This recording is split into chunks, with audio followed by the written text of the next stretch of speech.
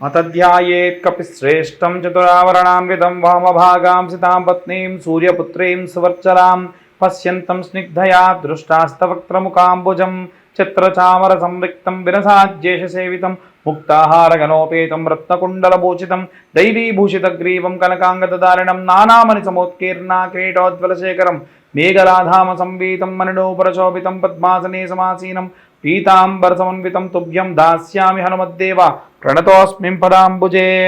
ప్రేక్షకులందరికీ కూడా నమస్కారం.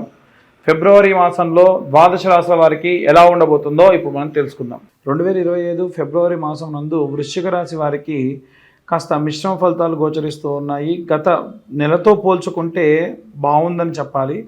అయితే ఈ యొక్క 2025 ఫిబ్రవరి మాసం నందు ఈ యొక్క వృశ్చిక రాశిలో ఉన్న వారికి ప్రయాణాలు, అనుకోని ప్రయాణాలు రావడము, బంధుమిత్రులను కలవడము, ఎప్పటి నుంచో కలవాలి అనుకుంటున్నటువంటి వ్యక్తిని కలవడము, ధనము కాస్త ఖర్చయినప్పటికీ ఇప్పుడు ధనము ఖర్చయిందని బాధపడకుండా ఆనందించేటువంటి కాలము అని చెప్పవచ్చు. ఇక ఈ యొక్క విద్యార్థుల విషయానికి వస్తే ఆకస్మికంగా వాళ్ళు కొన్ని రోజులు సెలవులు పెట్టి తల్లిదండ్రులతో పాటు బయటికి వెళ్ళేటువంటి పని కానీ, లేదా ఇంట్లో వేరెవరికైనా సరే ఆరోగ్యరీత్యా ఇబ్బందులుంటే వీరు వెళ్ళడం కానీ జరిగి ఉండొచ్చు. అలాగే గృహిణుల విషయానికి వస్తే తరచూ వీరు చూస్తున్నటువంటి మనుషుల్లో విపరీతమైన మార్పులు ఎందుకు వస్తున్నాయని ఆలోచించేటువంటి ధోరణి. ఇక ఉద్యోగస్తుల విషయానికి వస్తే పరస్పరము ఈ ఉద్యోగస్తులలో ఉన్నటువంటి కొలీగ్స్తో ఉన్న రిలేషన్షిప్స్లో కాస్త మార్పులు వచ్చే అవకాశము, కొంతమందితో మాట్లాడకుంటే ఉంటే మంచిది అని, వారి వల్ల నాకు నష్టమే జరుగుతుంది అనేటువంటి భావన కలుగుతూ ఉంటుంది. ఇక వ్యాపారస్తుల విషయానికి వస్తే అరువులు ఇవ్వడం మానేస్తారు. అంటే ఎవరైనా సరే మీరు గతంలో ఇవ్వాల్సినటువంటి డబ్బులు ఇస్తేనే మీకు తిరిగి మళ్ళీ మేము ఈ యొక్క అరువు ఇవ్వడం, అంటే అప్పు ఇవ్వడం జరుగుతుంది అని, అకౌంట్స్ అన్ని క్లోజ్ చేస్తున్నాం అని చెప్పేటువంటి ధోరణిలో కనిపిస్తూ ఉంటుంది. ఇది పెద్ద వ్యాపారస్తుల దగ్గర నుంచి చిన్న వాళ్ళ దాకా అందరిలో సర్వసాధారణంగా జరిగేటువంటి విషయమేనండి. ఇక ప్రత్యేకంగా మనం చూసుకున్నట్టయితే ఈ సినీ రాజకీయ రంగాల్లో కూడా పాపం ధనానికి సంబంధించి, డబ్బుకు సంబంధించి లావాదేవీల విషయంలో కాస్త ఇబ్బంది పడుతూ ఉంటారు. ఉన్నటువంటి నెల రోజుల్లో కూడా మధ్యలో ఉన్నటువంటి 2, 3 అంటే ప్రథమార్థము, ద్వితీయార్థము సగభాగం బాగుంది, సగభాగం బాలేదన్నమాట. కాబట్టి అలాగే మనం చూసుకున్నట్టయితే ఈ యొక్క తల్లిదండ్రుల దగ్గర లేకుండా దూరంగా వెళ్ళిపోయినటువంటి తల్లిదండ్రుల విషయానికి వస్తే కనుక ఆరోగ్యపరమైనటువంటి విషయంలో చర్మానికి సంబంధించిన ఇబ్బందులు వస్తాయి. కుజగ్రహ సంచారం వల్ల ఈ యొక్క పరిస్థితులు ఈ యొక్క పెద్ద వయస్సు ఉన్న వాళ్లకు వచ్చేటువంటి అవకాశం ఉంది. కాబట్టి అలాగే డస్ట్ ఎలర్జీస్ కూడా వచ్చే అవకాశం ఉంది. జుట్టు రాలడం లాంటి పరిస్థితులు కూడా రావచ్చు. కాబట్టి కాస్త ఈ పరంగా జాగ్రత్తగా ఉండండి. అయితే చేతి వృత్తులు, కుల వృత్తులు, రైతులు వీళ్ళ విషయానికి వస్తే కనుక ఏదైనా సరే భూమి అమ్మాలనుకున్నా, క్రయ విక్రయాలు చేయాలనుకున్నా నేను ఇందాక చెప్పినట్టుగా 2వ వారం 3వ వారంలో చేయండి తప్ప మొదటి వారం కానీ ఆఖరి వారం చేయకండి. అందున మీకు ఏ వారం అయితే బాగుంటుందో మీకు తెలుసుగా, గతంలో ఈ వారం అయితే నాకు పని బాగా సాగింది అనుకునేటువంటి వాళ్ళు ఉంటారు. కాబట్టి ఆ వారంలోని పనులన్నీ చేసుకోవడం మంచిది. ఎవరైతే కోర్టు వ్యవహారాల్లో, డైవర్స్ విషయంలో కానీ, లేకుంటే ఏదైనా చెక్ బౌన్స్ కేసులలో కానీ, లావాదేవీల విషయంలో ఏదైనా కేసులో ఉన్నటువంటి వాళ్ళు ఎవరైతే ఉంటారో, చిత్రగుప్తుడి దేవాలయం ఉంది. అది హైదరాబాద్లో అయితే ఉంది, ఏషియాలోనే 2వ దేవాలయం. ఆ యొక్క దేవాలయానికి వెళ్ళి సందర్శిస్తే మంచిది. ఈ చిత్రగుప్తుడి దేవాలయం మనకు లాల్ దర్వాజా దగ్గర ఉంటుంది. ఈ దేవాలయానికి వెళ్ళి సందర్శించడం వల్ల చాలా చాలా మంది కోర్టు కేసుల నుంచి బయటపడ్డ వాళ్ళు కూడా ఉన్నారు. దయచేసి అలాంటి దేవాలయాన్ని సందర్శించేందుకు చాలా రేరుగా ఉండేటువంటి దేవాలయాలు.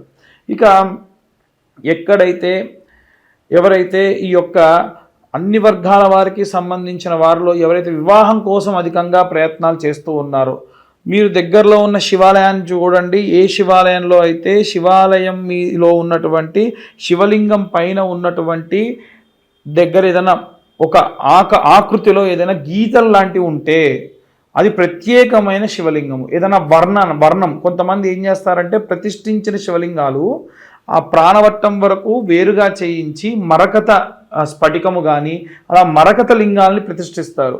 అలా ఉన్న శివలింగాలకి అభిషేకం చేయించండి. ఇంకా అర్చక స్వాములు చేస్తాము అంటే పాశుపత పూర్వకంగా చేయించండి.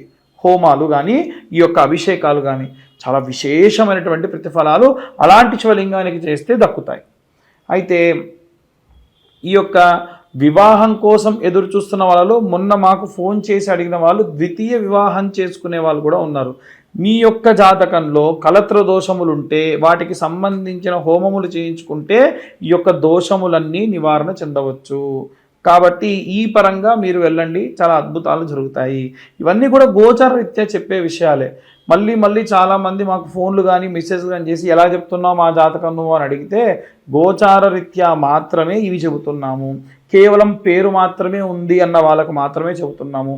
నిజంగా మీ జాతకం పూర్తిగా తెలుసుకోవాలి, గ్రహస్థితులు తెలుసుకోవాలి అంటే మీరు వీలైతే ఈ యొక్క పేరు, డేట్ ఆఫ్ బర్త్, టైమ్, ఇవన్నీ కూడా ప్లేస్ మాకు పంపిస్తే పూర్తిగా విశ్లేషణతో మీ జాతకం మీకు పంపించి 60 నుంచి 70 పేజీల్లో క్యాలిక్యులేషన్స్ చేసి పంపించి పూర్తిగా మీ జాతకం మీకు చెప్పడం జరుగుతుంది. 45 నిమిషాల నుండి గంట సేపు మాట్లాడడం జరుగుతుంది. కాబట్టి ఈ పరంగా మీరు అన్ని రకాలైనటువంటి తెలుసుకోవచ్చు. 2025 సంవత్సరం అంతా కూడా 2025 రూపాయలు మాత్రమే మేము ఛార్జ్ చేయడం జరుగుతుంది. కాబట్టి ఎవరైనా సరే అన్ని వర్గాల వారికి సంబంధించి ఎలాంటి రెమెడీస్ తీసుకోవాలి, ఎలాంటి మంత్రపఠనం చేయాలో ఇప్పుడు మనం తెలుసుకుందాం. జనవరి 24 నుండి ప్రారంభమై ఫిబ్రవరి 24 వరకు కూడా కుజుడు సంచరిస్తూ మిథున రాశి గుండా ఆ తర్వాతకి ఏప్రిల్ వరకు కూడా ప్రయాణం చేస్తూ ఉంటారు. దీని వలన ద్వాదశ రాశులకి కూడా తీవ్రమైనటువంటి ఇబ్బందులు, అలాగే చాలా మంచి చేకూరేటువంటి రాశులకి కూడా ఉన్నాయి. అయితే అన్ని విభాగాల్లో ఉన్నటువంటి వాళ్ళు, విద్యార్థులు, గృహిణులు, ఉద్యోగస్తులు, సినీ రాజకీయ రంగాల వాళ్ళు, అలాగే రైతులు, చేతి వృత్తులు చేసుకునేటువంటి వాళ్ళు, కుల వృత్తులు చేసుకునేటువంటి వాళ్ళు, పాపం తల్లిదండ్రుల నుంచి దూరంగా నివసిస్తూ ఒంటరిగా నివసిస్తున్న వృద్ధులు, అలాగే విదేశాలకు ప్రయాణం చేయాలనుకునేటువంటి వాళ్ళు, అలాగే ఎవరైతే కోర్టు వ్యవహారాల్లో తీవ్రంగా ఇబ్బంది పడుతూ ఉన్నటువంటి వాళ్ళు, వీళ్ళందరి గురించి కూడా మనం కొన్ని రెమెడీస్ చెప్పుకుందాం. విద్యార్థుల విషయానికి వస్తే నీలా సరస్వతి స్తోత్రం అంటుందండి. ఈ నీలా సరస్వతి స్తోత్రము రోజుకు ఒక్కసారైనా సరే చదువుకోవడం చాలా చాలా శక్తినిస్తుంది. అయితే సరస్వతి యంత్రము అని ఉంటుంది. ఆ యంత్రం మీరు మామూలుగా గూగుల్లో చూసినా సరే దొరుకుతుంది. ఆ యంత్రంలో నెంబర్స్ ఉంటాయి. ప్రతిరోజు పిల్లలకు కొత్త నోట్బుక్ పెట్టేసి ఆ యంత్రాన్ని రోజు వాళ్ళతో గీయించి వాటిపైన రాయించి మధ్యలో కొంచెం అంత కుంకుమ పెట్టి ఇలా రాయండి. ఆ కుంకుమ రోజంతా ఉండాలని కూడా ఏం లేదు. ఇలా చేయడం వల్ల కూడా సంపూర్ణమైనటువంటి వాగ్దేవి కృపా కటాక్షాలు పిల్లల యందు ఉంటాయి. అలాగే గృహిణుల విషయానికి వస్తే ఫిబ్రవరి మాసంలో గుప్త నవరాత్రుల్లో భాగంగా శ్యామలాదేవి నవరాత్రులు జరుగుతాయి. కాబట్టి అమ్మవారి యొక్క నవరాత్రులు అప్పటికే ప్రారంభమై ఉంటాయండి.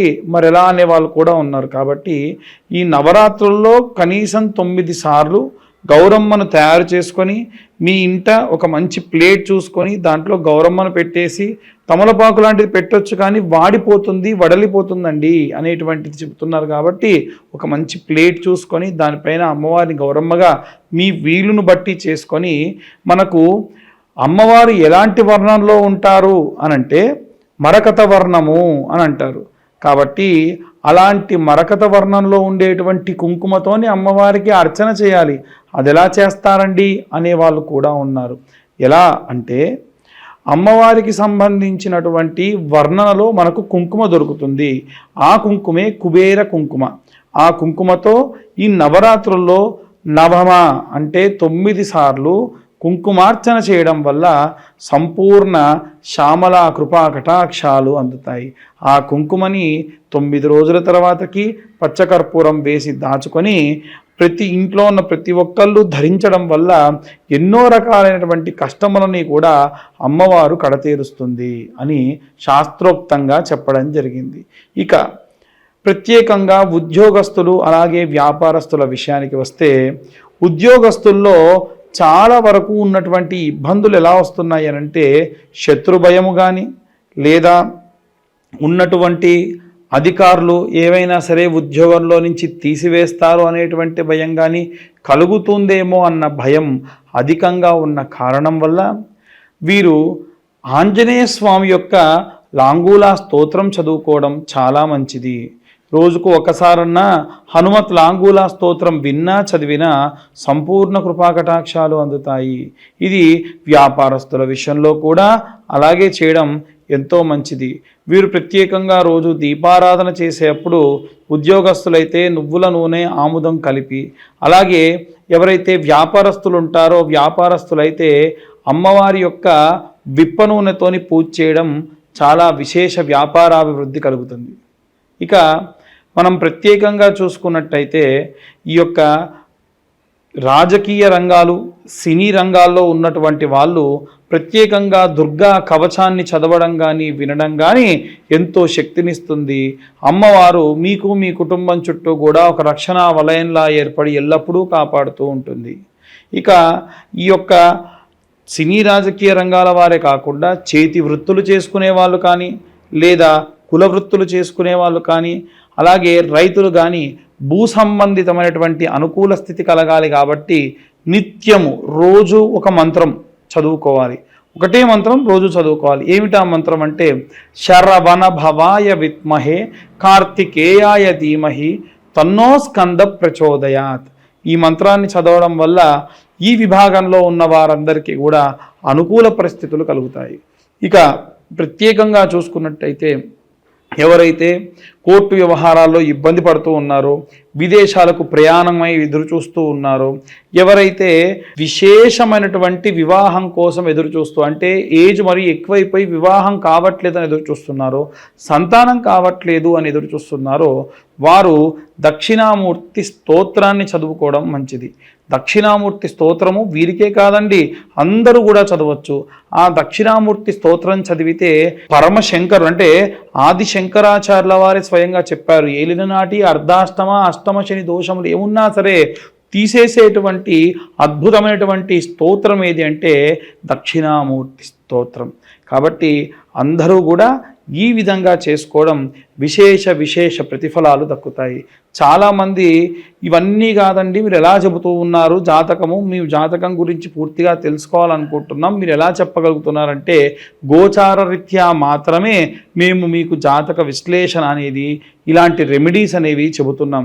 నిజంగా మీ పూర్తి జాతకం ఏంటో మీరు తెలుసుకోవాలి అనుకుంటే కింద కనిపించే నెంబర్కి మీ పేరు, date of birth, time, place అన్నీ కూడా పంపిస్తే పూర్తి వివరాలతోని మీ జాతకం అంతా కూడా విశ్లేషణతో మీకు చెప్పి పూర్తిగా అనుకూలంగా మీకు ఎలాంటి రెమెడీస్ తీసుకోవాలి, ఎలాంటి మంత్రపఠనం చేయాలి అనేటువంటి విషయాన్ని చెప్తాం. ఎట్టి పరిస్థితుల్లో డేట్ ఆఫ్ బర్త్ టైము లేకుండా ఎవరన్నా జాతకం చెప్తానంటే నమ్మకండి. ఎందుకంటే అందులో పూర్తి విశ్వాసంగా చెప్పడం కుదరదని.